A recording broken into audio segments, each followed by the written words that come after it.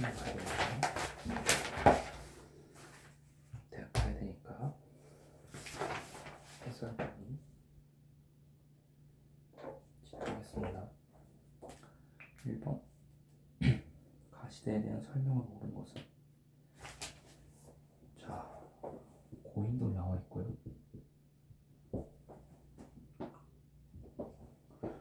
그리고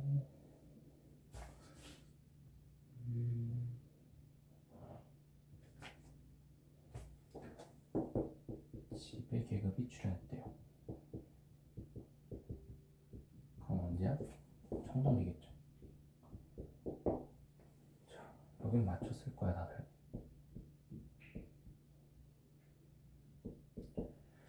자, 1번 봅시다. 도병마사가 설치되었다.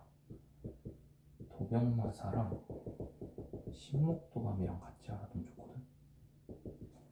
얘네 둘이 고려예요, 고려. 잘 보일라나?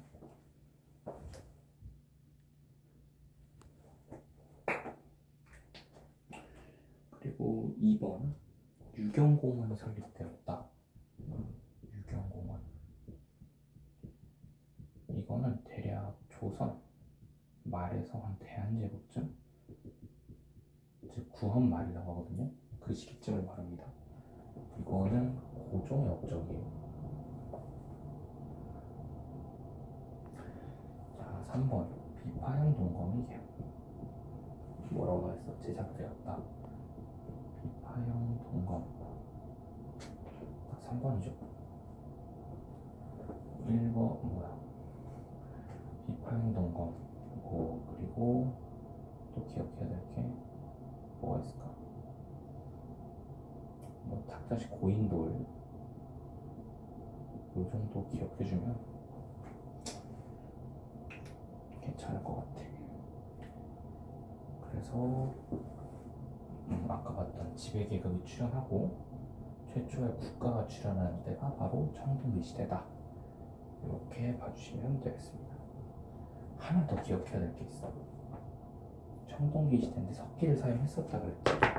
그거 이름 뭐예요? 반달불칼. 요거까지는 기억을 해주자. 오케이. 자, 다음 파란색으로 써야겠다. 잘 안 보이네. 촬영 가는 시간이 30분밖에 없어서 빨리 찍고. 아직 안 끝났네. 4번이랑 5번 더 볼게요. 백두산 전기비 우리 이거 얘기했었거든요. 4번 얘기를 좀 해보자. 백두산 전기비 우리 이거 했었어. 자, 이거는 조선 숙종 때 일이에요. 백두산 전기비라고 해서 이제 우리나라 땅이 이렇게 있으면 이 위에 이렇게 중국이 있는데 여기 땅을 간도라고 합니다. 이 간도라고 하는데 이 땅의 주인이 누구인가를 청과 조선이 갈등을 빚게 돼요. 그 갈등을 빚게 됐을 때 청과 조선이 조선 숙종 때 이제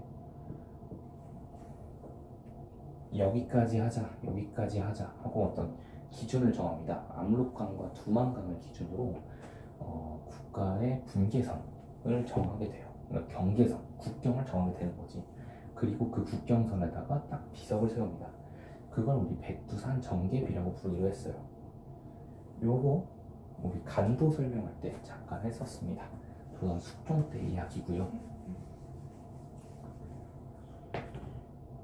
5번은 석굴암 본종불상이라고 하는데, 제가 충격을 먹었는데 석굴암으로 경주에 수학여행이다. 실험학습을 안 가셨다면서요? 석굴암 이제 경주에 있고요. 경주에 있으면 이거는 신라 겁니다. 경주에 있습니다. 신라 거야. 신라의 수도가 경주거든요. 그래서 경주에 석굴암이 있습니다. 그래서 석굴암 본종불상이 만들어졌다 신라 시대 이야기예요. 다음 2번 문제. 땡땡 중흥을 위한 땡땡의 노력인데, 자, 수도를요 웅진에서 사비로 옮겼대요. 수도를 웅진에서 사비로 옮겼대요. 자, 이 앞에 하나 더 있습니다. 한성이라고 있어요. 한성이 어디야? 서울이죠, 서울. 서울 한성에서 웅진으로 옮겼다가 사비로 옮겼어요. 우리 이거 지도 그리면서 설명을 했었는데, 원래 여기 있던 나라가 여기로 옮겼다가 다시 한강을 탈환하기 위해서 올라오게 된다고 했죠. 그래서 여기가 한성, 여기가 웅진, 여기가 사비가 되는 겁니다. 이거 나라 뭐예요? 백제죠, 백제. 백제요, 백제. 그래서 이번 문제는 푸셨어야 돼. 우리 같이 했었어요. 그래서 백제 중흥을 위한, 이거 다 성왕 얘기거든요. 성왕. 근데 이것까지는 알 필요는 없어. 우리 백제는 나라만 알아도 된다고 했잖아. 이 성왕이 사비성으로 옮기고, 그리고 이제 한강을 탈환하는 데까지 성공했는데, 이제 그걸 다시 신라가 완전히 다 먹어버리죠. 그러면서 전사하게 되는 게 성왕입니다. 그래서 업적으로, 자, 백제 얘기잖아, 백제. 그쵸? 백제에 대한 질문이야. 1번. 마한을 복속하였다. 했잖아. 마한을 복속하였다. 자, 사만이 있죠. 마한, 변한, 진한이 있어요.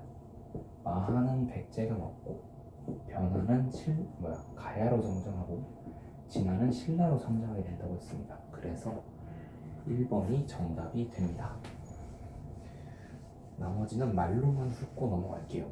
시간이 없으니까. 별기군을 창설했다. 우리 이거 조선 때 이야기죠. 조선 때 별기군 창설했다가 얘네들만 챙겨주고 99인을 차별하면서 벌어지게 된 사건이 뭡니까? 이모군란이죠. 그쵸? 여기까지. 그리고 사원부를 설치했다는 무엇이 될 것 같아요? 조선일 거예요. 칭목도감, 아까 도병마사랑 같이 묶어서 고려라고 설명을 했었고요. 오경 15부 62주, 이거 헷갈리실 것 같아. 우리 오늘 고대사까지만 다 해도 되겠다. 시간이 벌써 10분이 지났는데, 자, 오경 15부 62주가 있고요. 9주 5소경이 있어요. 우리 이거 3번 문제랑 이어서 같이 풀어봅시다. 자, 오경 15부 62주, 이건 어디냐 하면 이건 발해예요. 발해. 다른 별명으로 해동성국이 있고, 대조영이 세웠고, 그런 나라. 말갈과 함께, 말갈계와 함께 세웠던 그 나라 발해고요. 구주 오석은 우리가 배경을 설명을 했었잖아. 자, 신라가 삼국통일을 했어요. 그쵸?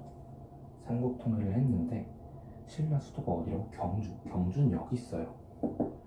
경주가 여기 있으니까 이 땅을 다 통치하기가 힘들어. 수도가 너무 끄트머리에 있으니까. 그래서 여기저기 작은 수도들을 둔다고 했죠. 그걸 뭐라고 해? 소경이라고 해. 그게 몇 개야? 5개야. 그래서 5소경이라고 하는 거죠. 주는 지금의 도 같은 개념이에요. 9개의 도와 5개의 작은 수도로 이루어진 그 나라가 바로 신라였습니다. 그래서 3번 문제에서 말하는 국가도 신라가 되겠죠. 왜? 구주를 정비했고 서원 소경을 설치하고 남원 소경을 설치했대요. 딱 봐도 신라입니다. 그러면 1번 문제부터, 1번 선지부터 보면, 자, 지게를 발급하였다 이렇게 나오는데 우리 이것도 했었어요. 이거 대한제국을 세운 고종의 광무개혁 이야기입니다. 광무개혁. 대한제국을 세운 고종의 광무개혁 이야기예요. 오케이? 그래서 광무개혁 때 했던 게 지게 발급한 거랑 또 뭐 있지? 이 정도. 광무개혁, 지게 발급하고 이것저것 사업했다고 그랬죠. 저 수업했으니까 넘어갈게요. 기억이 안 나거든. 근데 아마 지게를 발급하였다가 많이 나와요. 지금도 나왔잖아. 자, 2번 골품제를 운영했다. 골품제 신랑거는 당연히 아셨어야 되고, 그래서 3번의 정답은 2번입니다. 3번 균역법을 마련하였다. 균역법은 영조가 조선시대 때 시행했던 거예요. 이것도 잠깐 짚고 넘어갔었어요. 그래서 우리 균역법, 영정법, 대동법 같이 묶어서 조선 후기 사회의 어떤 법들로 설명을 했었잖아요. 그래서 대동법을 시행한 것도 조선 후기고, 균역법은 영조, 즉 조선 후기, 이렇게 기억을 하자고 했었습니다. 영정법은 모르셔도 돼요. 자, 나온 김에 대동법. 대동법의 영향으로 출연하게 된 집단이 누구예요? 공인. 왜? 대동법은 지금까지 특산물로 받던 세금을 쌀로 받게 됐잖아요. 쌀이나 화폐로. 그러면서 이제 특산물을 국가에서, 그러니까 정부에서 직접 구매를 해야 돼. 그렇게 되니까는 그걸 구매를 대행해주는 사람들을 뽑게 되는데, 그게 공인이라고 그랬죠. 그래서 얘네들이 굉장히 성장하게 되는 그런 배경이 된다. 그러면서 화폐 경제가 발전하게 된다 라고 했었어요. 4번 경국대전을 반포하였다. 우리 이거 지독하게 오래 했죠. 성종 얘기입니다. 성종. 조선시대 성종 얘기예요. 고려 아니에요. 조선입니다. 5번 노비 안건법을 시행하였다. 우리 고려 광종 이야기입니다. 고려 왕들 4명 있죠. 왕, 광, 성, 공인데 이 중에서 광종 얘기고요. 이 광종의 업적은 2개 정도 기억하면 된다 그랬어요. 과거제를 폐지하였다, 시행하였다. 그리고 노비 안건법을 시행하였다. 이 정도 기억하시면 되겠습니다. 왜? 왕권 강화를 위해서. 자, 4번 문제. 자, 이것도 진짜 지독하게 오래 설명했었는데, 서희잖아, 서희. 그럼 거란 얘기고, 거란이랑 싸웠던 애가 누군데? 고려죠. 고려, 거란, 서희 얘기예요. 제시문은 이 정도 읽으시면 됩니다. 보이냐? 안 보이면 그냥 들어. 자, 가나, 다라, 말 이렇게 있는데, 자, 고려, 건국, 그냥 안 쓸게요. 고려, 건국, 귀주대첩, 이자겸해난, 무신정변, 위화도해군, 조선건국, 이렇게 써있잖아요. 우리 이거 표로 다시 한번 정리를 해봅시다. 고려시대에 있었던 여러가지 역변들, 대내적으로 있고 대외적으로 있죠. 그쵸?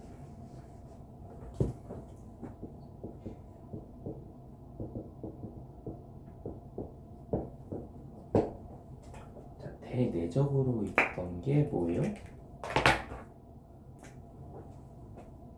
거란과 있었던 거, 여진과 있었던 거, 몽골이랑 있었던 거, 이렇게 있는데, 이제 일단 이렇게 거란이랑 있었던 거 3개로 나눠서 1차, 2차, 3차 있는데, 1차는 서희, 3차는 강감찬, 이렇게 기억을 하라고 했었죠.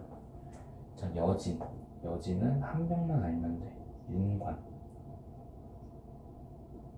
별무반, 동북, 구성. 그쵸? 서희, 단판 지어서 소선영과의 단판에서 뭘 얻었는데? 강동, 육주. 요거 기억하라고 했었어요. 그리고 나서 이제 대내적으로 잘못 썼네. 이게 대외적인 거고 이게 대내적인 건데 대내적으로 이자겸에만 있다고 했고요. 그리고 뭐 대충 묘청의 서경천도 운동 정도 기억하시면 될 것 같고, 그러고 나서 이렇게 다 터지고 나서 이제 그 다음에 무신정변 터지고, 그쵸? 무신정변 터지고 그 다음에 원나라 몽골 침입해 온다고 했었어요. 기억하셨으면 좋겠어. 그래서 이 순서대로 봤을 때 강감찬이 어디 있느냐, 아니 서희가 어디 있느냐 라고 하는데, 자, 서희가 나오고 그 다음 강감찬이 나와줘야겠지, 그치? 그러니까 고려 건국과 강감찬의 귀주대첩 사이에 있는 1번이 정답이 되겠다. 오케이? 쉬운 문제였어요. 근데 이번에 구월 문사가 조금 어렵긴 했어. 문제는 그럼에도 우리는 수능을 잘 봐야 된다는 거죠. 수능은 더 쉬울 거예요. 걱정하지 마세요. 다음 5번. 자, 어쩌고 저쩌고 어쩌고 저쩌고 영조 얘기 나오고 영조 얘기가 나왔고, 근데 영조가 영조 얘기를 하는 게 아니야. 영조 다음에 왕을 얘기하는 거거든요. 자, 설명해 볼게요. 수원에 어쩌고 저쩌고 화성 얘기가 나오네. 어쩌고 저쩌고 어쩌고 저쩌고 하다가 규장각 설명하네. 이거 누구예요? 정조죠, 정조. 정조. 태종태세 문단사 한번 해보시고, 영조 다음 정조입니다.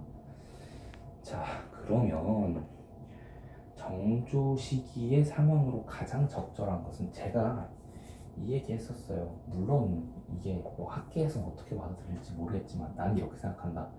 정조는 조선 후기를 대표하는 왕이다, 이렇게 얘기했었죠. 응?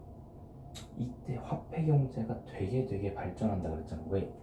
금난 정권을 폐지하면서 시장이 활성화됐다 그랬죠. 그때가 조선 후기라고 내가 설명을 했었지. 조선 후기는 대략 광해군 때쯤부터 보면 돼.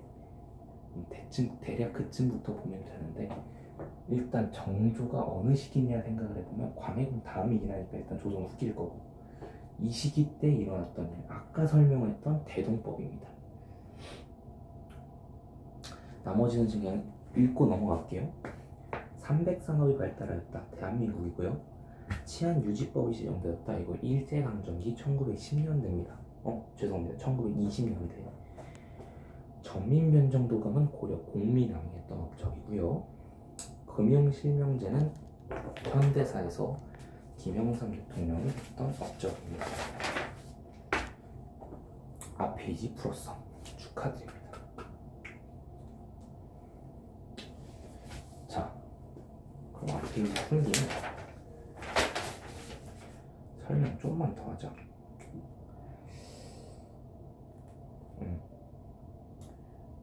그래, 이거 설명할게요. 우리 현대사는 손 못 댈 거 아니까 근대사에서 일제강점기 얘기나 좀 합시다. 우리 이거 막판에 시험 마지막에 잠깐 하고 넘어갔었거든요. 딱 마지막에 했던 거라 너네 밥 먹고 싶어가지고 수업 제대로 안 들었을 거야. 일제강점기는 세 개의 국면으로 나뉩니다. 1910년대가 있고요, 1920년대가 있어. 그리고 1937년 이후 대략 이때쯤이 있어. 대략 너네 3, 40년대라고 생각하면 돼. 1930, 40년대 이렇게 생각을 하시면 되는데, 이 1910년대를 무단통치라고 말해요. 오케이? 그리고 1920년대를 문화통치라고도 하고, 근데 문화통치라고 하기 싫어서 이른바 문화통치라고 하고, 또는 민족 분열통치라고도 해요. 1930, 40년대엔 뭐라고 부르냐면 민족 말살 통치라고 해. 오케이. 근데 우리가 이렇게 넘어가는 왜 이렇게 넘어가는지 정도는 좀 알아주면 좋겠어서 그거랑 이제 각각 있었던 일들 조금씩 설명하고 마칠게요. 자, 무단 통치는 굉장히 진짜 무력으로 통치하던 시기야. 그래서 무력으로 통치하던 시기라서 때려 막 사람을 조선 태형령이라고 하고요. 사람 땅을 빼서 이걸 뭐라고 하냐면 토지조사 사업이라고 하고요. 오케이? 또 뭘 하냐면 막 총을 차고 다녀. 막 선생님들이나 경찰들이나 총을 차고 다녀. 칼을 차고 다녀. 이런 식이에요. 그리고 또 뭐라고 하냐면 헌병 경찰제라고 합니다. 헌병은 즉결 심판권이 있는 경찰이야. 그 즉시 심판할 수 있는 권한이 굉장한 경찰이야. 엄청 센 거야. 엄청 무서운 존재야. 이렇게 무섭게 통치하는 시기였어요. 그리고 우리 뒤에 문제 아마 나올 텐데 회사령을 시행합니다. 오케이. 자, 다음은 1920년대로 넘어가게 되는데 이 1920년대로 넘어가는 이유가 중요해. 1910년대 무단통치에서 얘네들이 왜 문화통치, 민족 분열 통치로 바꾸게 되는가? 바로 3.1운동입니다. 3.1운동은 1919년 얘기고요. 3.1운동이 있었던 이후로 3.1운동이 뭔지는 알잖아. 이렇게 만세하고 민족 전체가 이렇게 막 들고 일어난 사건이잖아요. 이 사건이 일어나고 나서 두 가지 영향이 있어요. 첫 번째는 이제 국민들이 이렇게 독립에 열망이 있구나.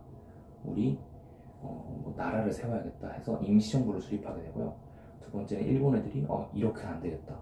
이렇게 그냥 무단으로 막 힘으로 이렇게 누르려고 했더니 안 눌리네. 그러면 이제부터는 약간 교묘하게 여우처럼 통치해야겠다 해서 바뀌게 된 게 문화통치, 민족분열통치야. 그래서 이때는 총칼을 안 차고 헌병경찰제가 폐지돼. 헌병경찰제에서 보통경찰제로 바뀌어요. 근데 이제 보통경찰제로 바뀌어놓고 경찰의 인원은 늘리면서 그러니까 진짜 여우처럼 거칠의식으로만 문화통치인 거야. 그래서 이른바 문화통치라고 불러요. 그리고 이제 회사령 있잖아. 회사령은 이제 완화하게 돼. 1910년대의 회사령은 회사를 조선총독부가 허가하지 않으면 회사를 세울 수 없었어. 그러니까 얘네가 조선인들을 허락해 줄 리는 없잖아. 일본인들만 회사를 세울 수 있는 상황이었던 거지. 근데 이제는 신고제로 바뀝니다. 그러니까 회사령이 신고제로 바뀐다는 건 신고만 하면 회사를 세워도 돼 라는 거지. 그렇게 바뀌게 돼요. 그리고 이 조선 태형령 때리는 거 폐지하고 토지조사 사업도 마무리가 돼 있어. 근데 이러면서도 수탈은 해. 뺏을 건 뺏어. 그걸 뭐라고 하냐면 삼리 증식 계획이라고 하거든. 삼리 증식 계획.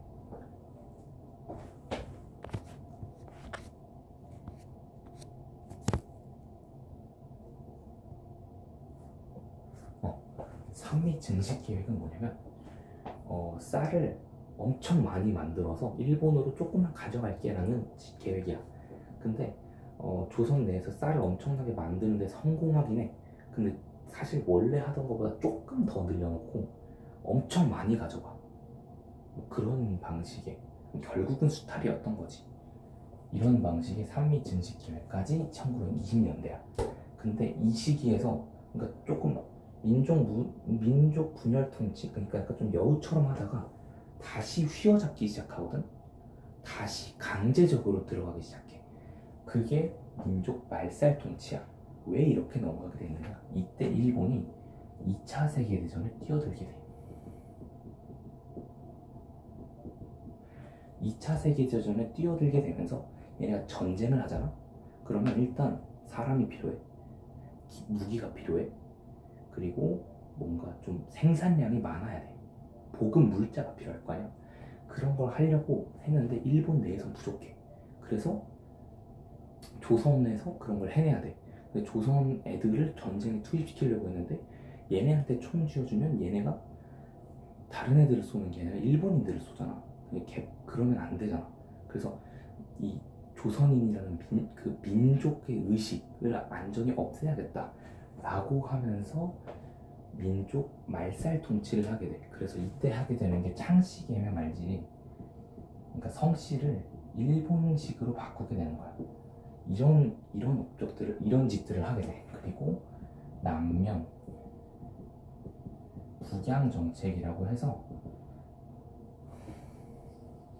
우리나라가 이렇게 있잖아. 잘라. 남쪽에서는 면을 만들어. 북쪽에서는 양을 길러. 이렇게 해가지고 진짜 뽑아먹을 것 다 뽑아가는 게 1930, 40년대 민족 말살 통치야. 왜 이렇게 된다고? 전쟁을 일으켰으니까. 이러다가 이제 미국한테 핵 맞고 해방하게 되는 거야. 오케이? 미국한테 핵 맞고 이제 우리나라가 해방되게 되는 거지. 독립을 보장받게 되는 거야. 여기까지 일제강점기 한번 정리해봤고, 일단 잠깐 쉬었다가 다음으로 넘어가도록 할게. 잘 들리나 모르겠네. 벚꽃을 날려보길 바라.